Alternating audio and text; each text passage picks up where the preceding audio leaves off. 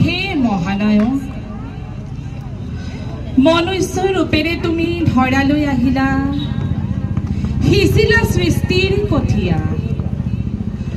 আকাশে বতাহে তোমাৰ গীতেৰে সংস্কৃতিৰ ভঁৰাল চহকী কৰিলা।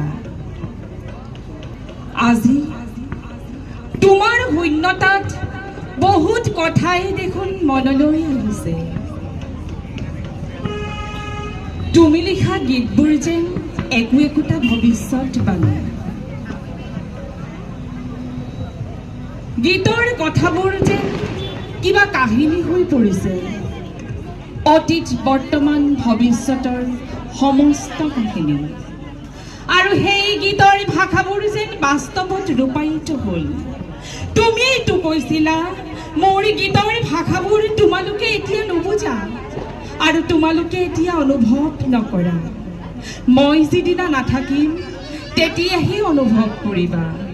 তোমাৰ গীতৰ ভাষাৰেই তুমি এদিন কৈছিলা সাগৰ হেনো তুমি বৰ ভাল পোৱা, আৰু সেইবাবেই সাগৰৰ গভীৰতাৰ মাজত তুমি শুই পৰিলা চিৰদিনলৈ, চিৰকাললৈ উভতি নহাৰ পাতত। তোমাৰ অনুপস্থিতিত তোমাৰ শূন্যতা জানো কোনোবাই পূৰণ কৰিব পাৰিব?